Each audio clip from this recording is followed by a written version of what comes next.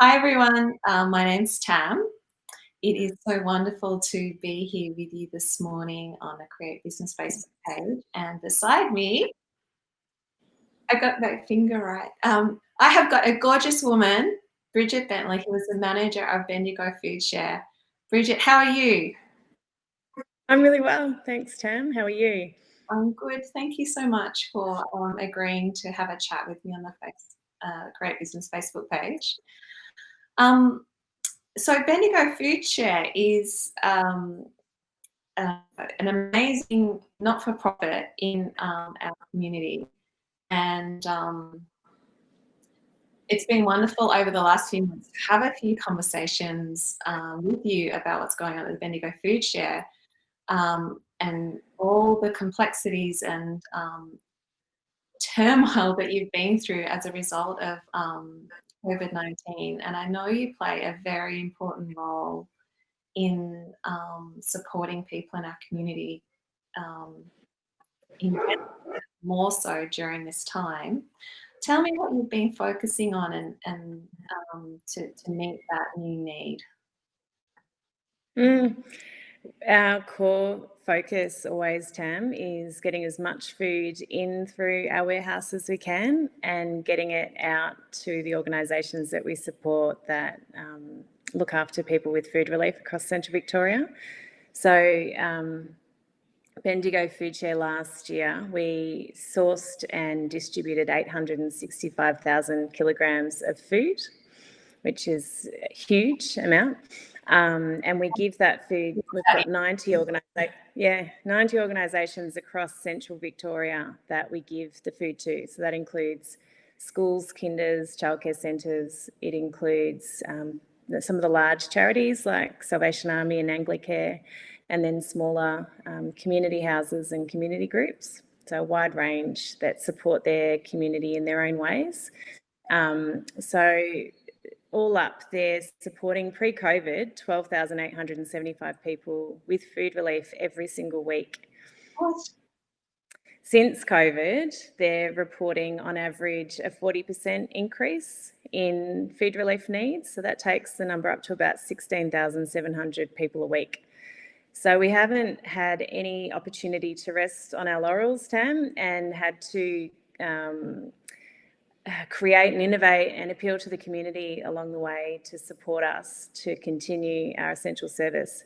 So at the beginning of lockdown back in March, we put a call out to the community to say, hey, we need help with volunteers, knowing that a lot of the volunteers that we had were in the older bracket and were possibly at risk of COVID and having to go into lockdown themselves, or isolation, I should say.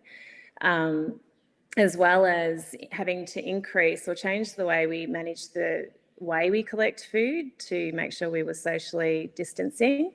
So we put a call out and got 230 people respond with offers of help, which was just absolutely amazing.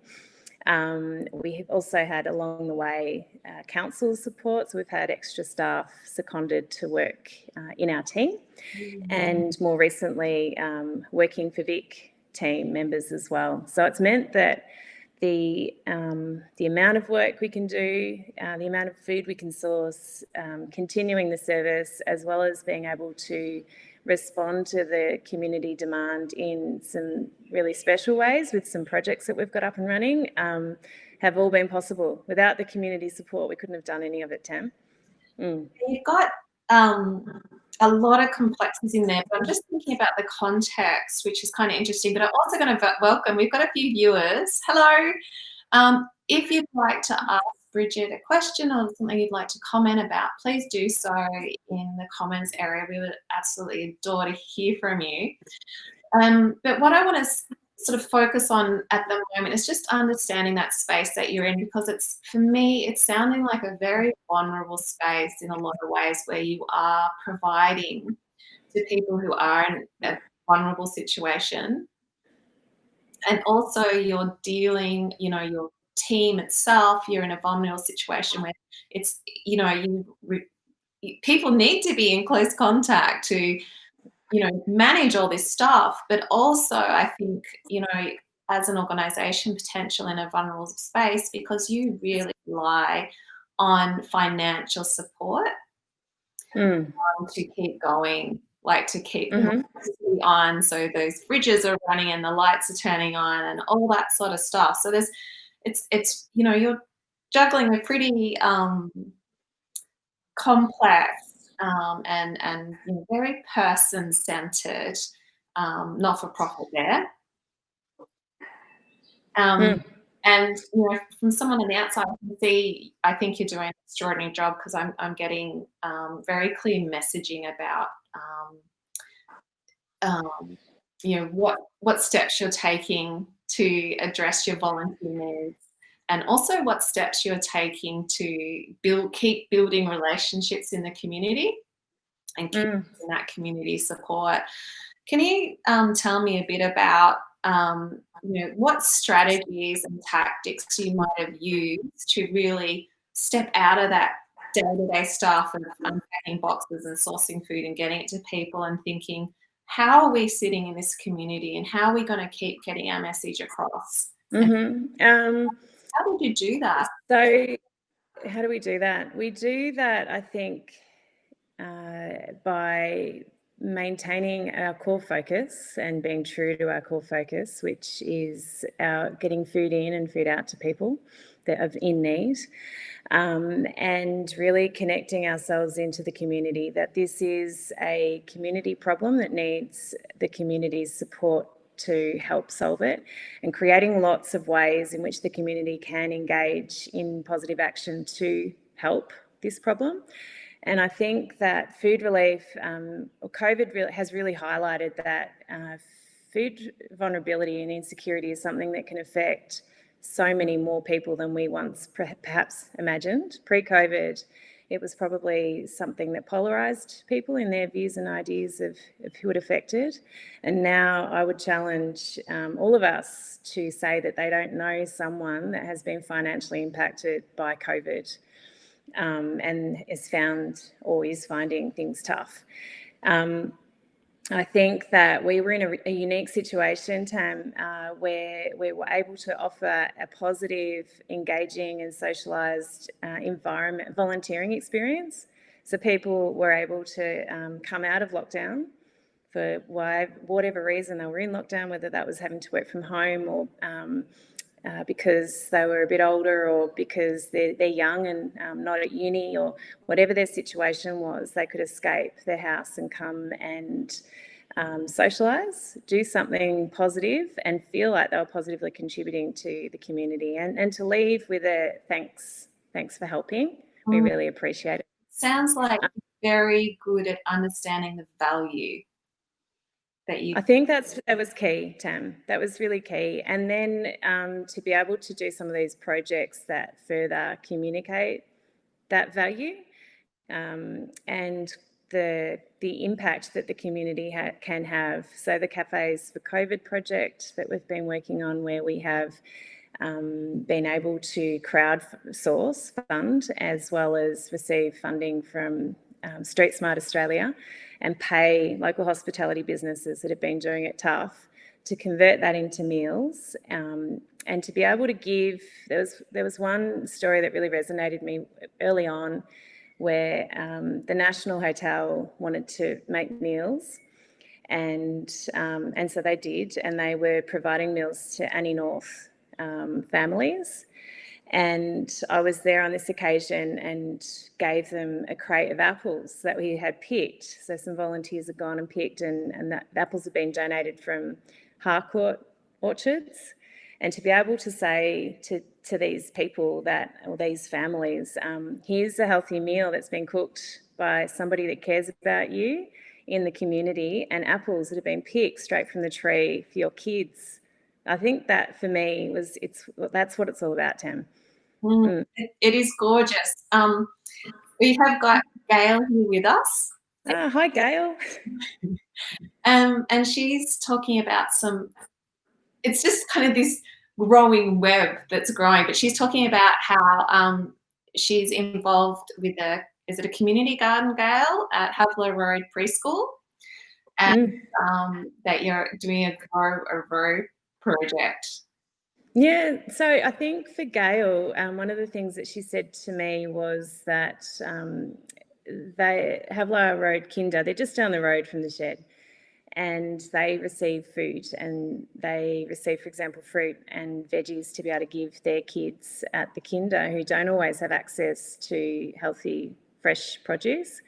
So to be able to show that they can receive help and that they can also help themselves by learning growing skills in their garden and then contributing those back to help the community is a really important message for young kids to learn, let alone everybody, adults. And that's what Grow a Row is about. Yeah. Yeah. The food system is so complicated. And really, I'm just astounded that you have, worked out from your limited resources to, connect into that system and find those gaps and help it flow. And such a great, beautiful examples there of vegetable gardens, but also, people in business who are providers of food who are losing income, but still able to do what they do and be paid for it and yet meet a need. Just really dynamic thinking there to come up with some good, meaningful solutions. It's fantastic to see that happen. Well done to you and your team. Thanks, Tam. The other thing that I know that you've just recently launched and that's going to be coming up in our community would it be your major fundraiser for the year, do you think? Absolutely, yeah. And it's coming up next weekend and it sounds, pretty fun and delicious. So tell us a bit about what you're doing and how people can get involved. Can I just set a bit of background too, because it's part of how we came about this idea. So our major fundraiser was supposed to happen in May, Tam, and it was our Million Meals in May campaign, which we've done for the last couple of years. And obviously we had to ditch that. So businesses found it hard, and not-for-profits have obviously, it's been a tough time for us too. We rely predominantly on community support financially and philanthropic support.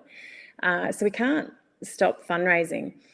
But during the year, through lockdown, in spite of not being able to go ahead with that fundraiser, the unsolicited community support that we had meant that at that time we met our fundraising goal. So that was amazing. So it really ready to donate.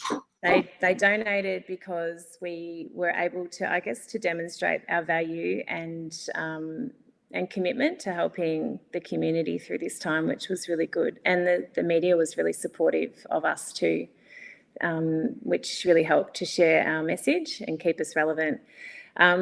So coming up with what fundraising might look like has been tricky, but coming back again to being true to our value, we decided that a community event, a positive community event that was fun, lighthearted, but supportive of local business and also of Bendigo Foodshare, and building on those relationships that we have developed through our hospitality sector with Cafes for COVID. So we've come up with Bendigo's Biggest Takeaway, which, as you said, runs next weekend.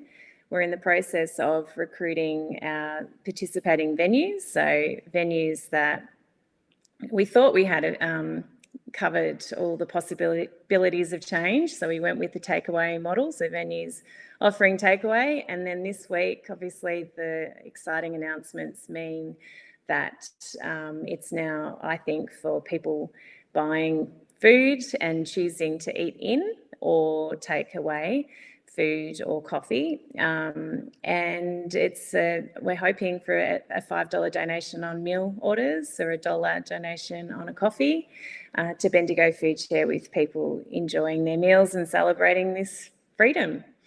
Such a simple, awesome idea. I love it. How do people find out about it? How do they know where to get their takeaway from next weekend? So we've got a Facebook event, so they can jump onto Bendigo Foodshare Facebook page and like and share the event. It would be amazing. There is on our website, we have www.bendigofoodshare.org.au/takeaway. And on that page is a list of all the participating venues and links to their ordering systems. Cool. I'll share that as well. Thanks, Tam. Thank you. I just, you know, it is such a difficult thing to do and really get into that essence of, you know, what is making things happen, what is creating traction. It's really understanding those relationships and doing things in a way, plus having to do it, you know, running as hard as you can as things are changing rapidly. Well done.